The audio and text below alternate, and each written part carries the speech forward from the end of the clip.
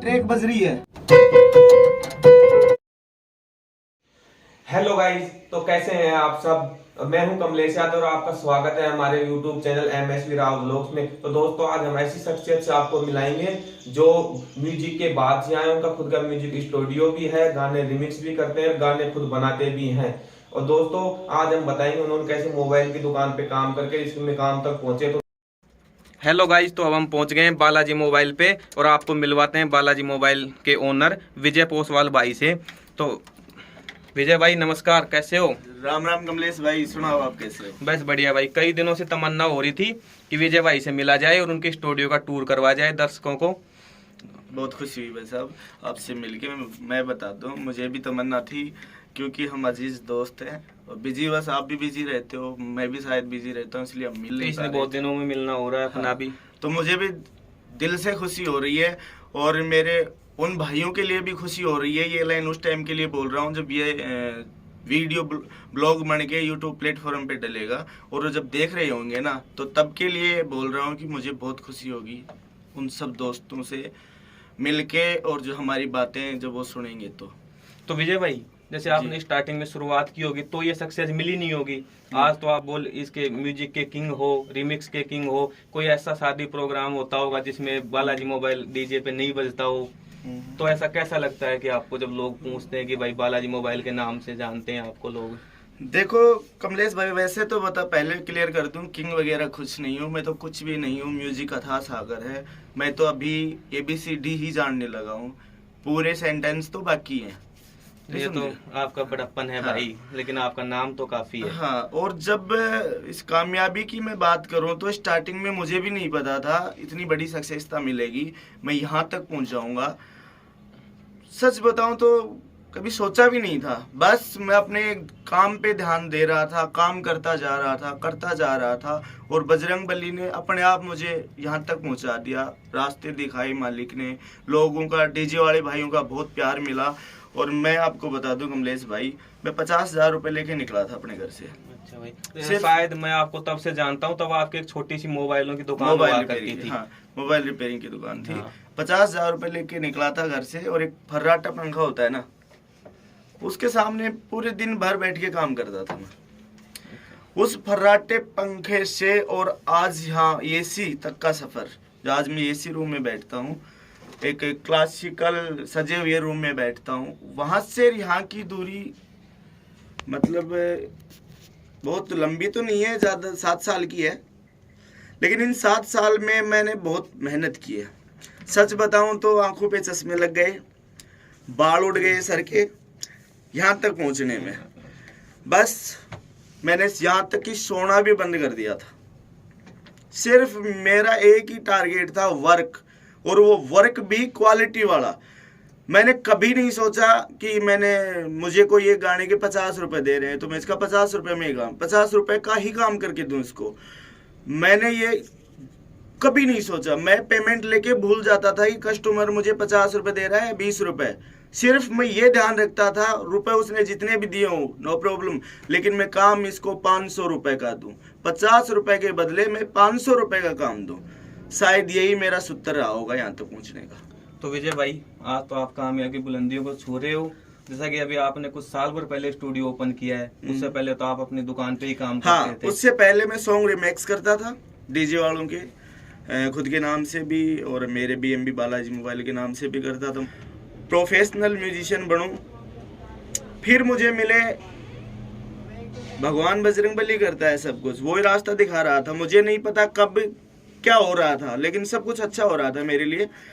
उन्होंने मुझे मिलाया गुरुजी कृष्ण सांवरिया से, नीम का थाना से हैं गुरुजी कृष्ण सांवरिया जी। आप उनके बहुत से गाने सुनते भी होंगे, सिंगर भी हैं और दिल के बहुत अच्छे हैं। उनसे मेरी मुलाकात हुई, तो जो आज स्टूडियो का जो वर्क कर रहा हूँ क्यूबेस पे, न्यूंडो पे, वो मैंने सीखा गुरुजी कृष्ण सांवरिया से।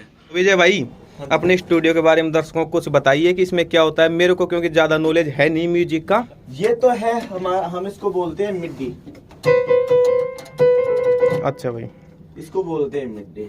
इससे सॉन्ग में म्यूजिक दिया जाता है। म्यूजिक का मतलब कई दोस्त समझेंगे नहीं, यानी जो ट्यून्स पीस बजते हैं ना हारमोनियम के, ऑर्गन भी बोल देते हैं, ऑर्गन पीस भी। बाकी ऑर्गन होता कुछ और है, लेकिन देसी भाषा में बता दूं, ये होती है हारमोनियम का एक रूप है और इससे म्यूजिक प्ले करते हैं। ठीक है। उसके बाद में ये हमारे देसी लैंग्वेज में बोलते हैं स्पीकर, लेकिन एक्चुअली हमारे स्टूडियो वाली भाषा में हम इनको बोलते हैं मॉनिटर। इनकी खास बात ये है कि ये ओरिजिनल साउंड करते हैं। जी भाई। अपनी तरफ से कुछ बना के नहीं देते हैं, बेस ट्रेबल मिड कुछ नहीं बनाते। जैसा हम जो हमारे पास लूप है या कोई इंस्ट्रूमेंट प्ले हो रहा है उसको ओरिजिनल आउटपुट देंगे, उसका ये ओरिजिनल आवाज। ठीक है। उसके बाद में दोस्तों ये है, इसको बोलते हैं ऑडियो जंक्शन या साउंड कार्ड। ये जैसा कि अपने घर पे म्यूजिक प्लेयर होते हैं और उनके साथ स्पीकर अटैच होते हैं, तो ये म्यूजिक प्लेयर समझ लो, इसके साथ स्पीकर अटैच है। और ये तो आप जानते हो एलसीडी जो आउटपुट दिखा रही है। भाई विजय भाई एक सेकंड, ये वाला जो सिस्टम है ना जो सामने रख रखा है, ये जो बटन ही बटन दिख रहे हैं, ये क्या है? मिक्सर बोलते हैं। अच्छा मिक्सर, जिससे आप रिमिक्स करते हो सॉन्ग, नहीं वो वाला? रिमिक्स नहीं। अच्छा। इसको बोलते हैं रिमिक्सर। जितने भी मेरे पास हार्डवेयर हैं, जितनी भी मशीन्स हैं स्टूडियो में, वो सारी इससे कनेक्ट होके और ये फिर कंप्यूटर से कनेक्ट होता है। जी भाई। जितनी भी मशीन है, डिवाइस है, चाहे मॉनिटर हुआ, चाहे माइक हुआ, मिडी हुई, जो भी A to Z सारी इससे कनेक्ट होती हैं।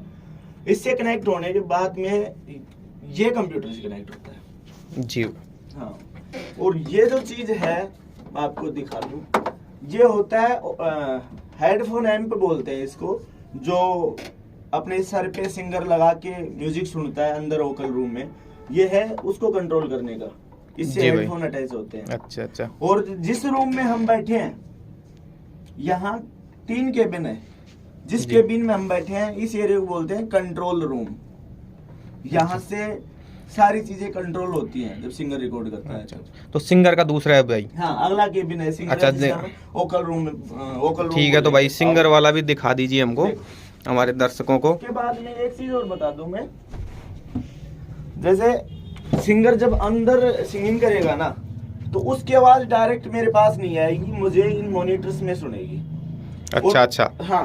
और जो यहाँ मैं प्ले करके दिखाता हूँ, 2 सेकंड, यहाँ जो मैं बजाऊंगा,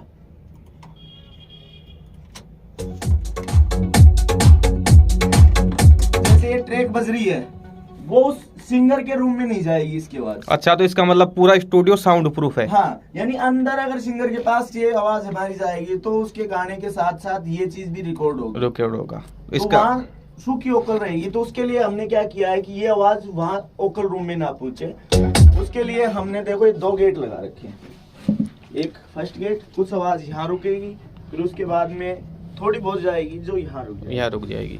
अब यहाँ आ जाओ, ये हमारा वोकल रूम है। यहाँ पे सिंगर खड़ा होता है? हाँ, यहाँ पे सिंगर खड़ा होता है।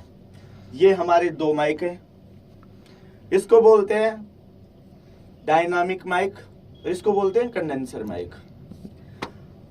ये कुछ लो क्वालिटी का है, ये हाई क्वालिटी का है। और जब सिंगर अंदर होता है तो ये दोनों गेटें बंद होती हैं, पता है। ये हेडफोन होता है, जैसे कि मैंने अभी बताया था कि वहाँ जो रिदम चलेगी, ट्रैक चलेगी, उसकी आवाज सिंगर को नहीं सुनेगी, तो उसकी आवाज डायरेक्ट ना सुन के इसमें सुनाई देती है सिंगर को। दोस्तों ने यूट्यूब पे बहुत सारे वीडियो देखे होंगे लाइव सिंगर रिकॉर्ड करते हुए, और देखे भी होंगे जब वो हेडफोन उनके सर पे होता है, तो इसीलिए होता है कि डायरेक्ट आवाज नहीं सुन रही है लूप की, ट्रैक की, वो इसके अंदर सुनती है और इस यहाँ सुन के सिंगर कानों में और फिर यहाँ माइक पे जाता है। अच्छा, तो जैसे हमने कई सिंगरों को देखा है जो अपना स्टूडियो को सेट करते हैं, वो इसी वजह से लगा के रखते हैं इसको, कि जो कंट्रोल रूम से जो बोल रहा है वो सिंगर को सुन जाए। कंट्रोल रूम से जो म्यूजिक आ रहा है, भाई सीधी सी बात है, सिंगर एक लूप पे गाएगा, एक ताल पे गाएगा, ट्रैक पे गाएगा, तो जब उसको ताल और ट्रैक नहीं मिलेगी तो किस पे गाएगा वो? तो ताल और ट्रैक इस हेडफोन से उसको दी जाती है। जी भाई। और दिखाओ आप, इधर आना कमलेश भाई, उधर दिखाओ एक बार। यहाँ से आपको कंट्रोल रूम नजर आ रहा होगा, शीशे लगे हुए हैं। ये इसलिए है कि मेरा और सिंगर का जो आई कनेक्शन है वो होता रहे, वो टूटे ना, होता रहे, इशारों में भी बात, जिससे कुछ लिरिक्स वगैरह ऊपर नीचे हो तो उसको सिंगर को या आपको कुछ जैसे मुझे बोलना हो कि हाँ भाई रुक, कहना हो गा, तो आई कनेक्शन के लिए ये है ये। बाकी ऐसी बात नहीं है कि हम इशारों में बातें करते हैं। वहाँ एक माइक है, अभी दिखाऊंगा मैं। उस माइक में मैं जो बोलूंगा वो भी सिंगर को इस हेडफोन के हेडफोन में सुन जाएगा, डायरेक्शन सुनेंगे। जो भी डायरेक्शन दूंगा वो माइक में दे दूंगा। माइक में।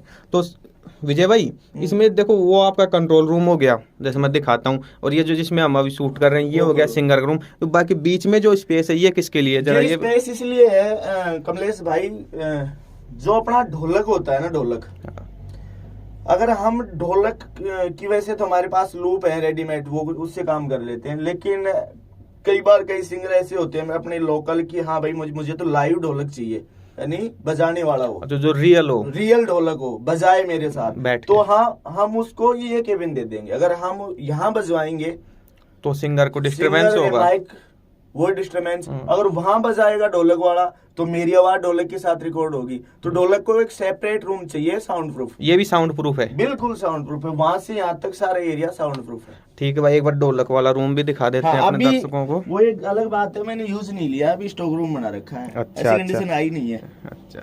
और जो जिस माइक की बात कर रहा था कमलेश भाई, वो माइक ये रहा।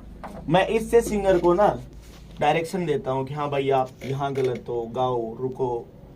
और एक चीज और बता दूं, सबसे खास बात, ये बात मैं किसी को हर्ट करने के लिए नहीं बोल रहा हूं, किसी भी सिंगर भाई को बुरा मत लेना इस बात को, जो बात मैं भी बोलने जा रहा हूं। अगर आम जनता जो इस लाइन से टच नहीं है, म्यूजिक लाइन से, स्टूडियो लाइन से, सिंगिंग लाइन से जो टच नहीं है, वो अगर सिंगर को रिकॉर्डिंग टाइम देख ले, सच बता रहा हूँ, सिंगरों की इज्जत करना बंद कर दे। एक सॉन्ग में कभी कभी तो 3-3, 4-4 घंटे लग जाते हैं। एक ही लाइन को 15-15, 20-20 बार रिट्राई। सही नहीं है भाई, दोबारा गा, सही नहीं है, दोबारा गा। तो भाई वो तो आपकी और सिंगर्स की मेहनत है ना। हाँ मेहनत है। मैं ये चीज इसलिए बताई है मैंने कि मेरे दोस्त, मेरे दर्शक ये सोच रहे होंगे, काफी हैं इनमें, पहले मैं भी था, इस लाइन में नहीं था तब, मैं भी सोचता था ये चीज कि 5 मिनट का गाना है और 5 मिनट में तैयार हो गया। 5 मिनट का सॉन्ग है तो वो सोचते होंगे कि 5 मिनट में तैयार हो गए तो डायरेक्ट गा दिया फ्री। ऐसा नहीं है, बहुत मेहनत लगती है एक सॉन्ग में। और खासकर ये बात इसलिए भी कहना चाह रहा हूँ कि हमने उस सॉन्ग को बनाने में कम से कम 12 से और 24 घंटे खर्च किए, और लोग 1 मिनट सॉन्ग देख के नीचे कमेंट करते हैं कि नहीं यार कोई मजा नहीं आया। वो उस कमेंट की बजाय अगर वो ऐसा कमेंट करे ना कि इस सॉन्ग में दोस्तों यहाँ कमी रह गई, तो बात में मजा है। जी भाई, तो उस बात को, गलती को अगली बार सुधारा जाए जी। और अगर अच्छा लगता है तो बोलते नहीं अच्छा है, बस देख लिया चुप। उत्साह बढ़ाना चाहिए कमेंट बॉक्स, शायद यूट्यूब ने इसीलिए दिया है। तो भाई कमलेश भाई बुरा मत मानना, मैंने टॉपिक से कुछ अरे बात नहीं भाई, आप अपना रियल एक्सपीरियंस शेयर कर रहे हो कि किस तरह मेहनत करके यहाँ तक पहुंचे हो। तो हमारे कुछ दर्शकों से 2 शब्द भाई हमारे चैनल के बारे में विनती करता हूँ। MSV राव ब्लॉग्स नाम का एक हमारा चैनल है, उस पे बैक टू बैक ब्लॉग्स डलते रहते हैं, अच्छे ब्लॉग, बाहर के भी, पर्यटन स्थल के भी, जैसे हमारा भी होगा। कुल मिला के ब्लॉग डलेंगे और वो भी बहुत अच्छे क्वालिटी वाले। तो आप उस चैनल को एक बार जरूर देखें, विजिट करें। और रही बात वही कमेंट बॉक्स वाली, तो उस कमेंट बॉक्स में लिखना कुछ, कहाँ कमी रह गई वो भी बताना, क्योंकि कोई भी क्रिएटर आगे बढ़ता है ना, तो आपकी तारीफ और उसकी कमियां सुन के आगे बढ़ता है कि हाँ भाई मेरे अंदर क्या कमी है और मुझे क्या करना चाहिए। तो ये जरूर करना, चैनल को सब्सक्राइब करना। तो राम राम दोस्तों। तो धन्यवाद दोस्तों। तो बताना कमेंट करके कि विजय भाई का स्टूडियो कैसा लगा और कैसा आपका एक्सपीरियंस रहा। अगर आपने अच्छा प्यार दिया तो एक और भी इससे भी अच्छा ब्लॉग शूट करके हम आपको बताएंगे। अगली बार एक ब्लॉग शूट करेंगे हम, स्टूडियो से करेंगे, उसमें दिखाया जाएगा कि सिंगर गाने रिकॉर्ड कैसे करता है। लाइव सिंगिंग रिकॉर्डिंग दिखाएंगे आपको। लाइव सिंगिंग रिकॉर्डिंग दिखाएंगे कि सिंगर स्टूडियो के अंदर रिकॉर्डिंग कैसे करता है, कैसे होता है सॉन्ग रिकॉर्ड, ये दिखाएंगे। तो धन्यवाद दोस्तों, कीप सपोर्टिंग। थैंक यू विजय भाई, आपने जो इतना महत्वपूर्ण टाइम हमें दिया।